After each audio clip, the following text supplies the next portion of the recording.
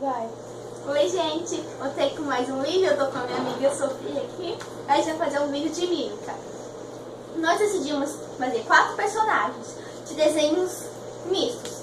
Então a gente vai pegar 2 cada uma e a gente tem que saber se a outra sabe. Agora começa a leitura.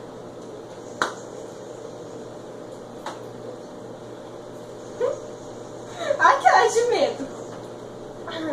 Nossa. É o branco. Ai, se eu falar eu vou entregar, mas tá bom. Falar, né? Que? Ai, agora.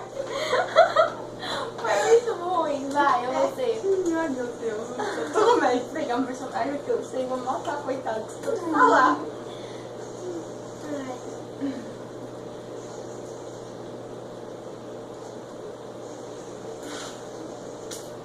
Vai logo. Ai. Qual é? Vai treinar agora, vai treinar agora. O Léo. É o Léo? Vai, eu. Ai, só vai não ter pegado o que eu tô pensando que eu peguei. Se pegar, você ferrou sua vida. Ai, não vale. Tá bom. Nossa, deu branco. Tá bom, então deixa eu pensar. Por que eu tô pensando perto do fato das vidas que estavam juntas? Meu Deus. Tá bom, vai ficar grande esse vídeo. Eu tô nervosa.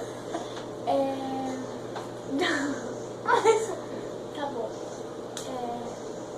Sai daqui, menina, se toca.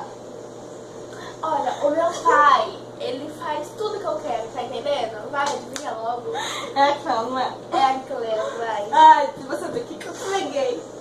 Gente, tudo que eu fazer, eu peguei dela, tá bom? Eu sei qual que eu peguei.